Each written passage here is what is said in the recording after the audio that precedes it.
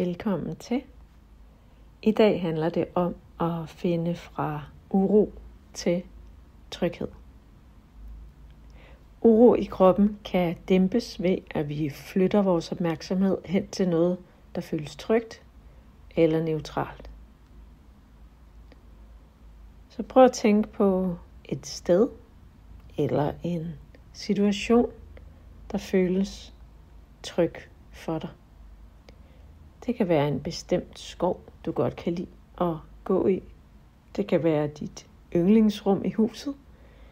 Eller det kan være en rigtig god stund, du har haft med et familiemedlem eller en god ven. Forestil dig, at du er der lige nu. Og læg mærke til, hvordan din krop reagerer. Hvordan føles det i kroppen at være i kontakt med den her tryghed?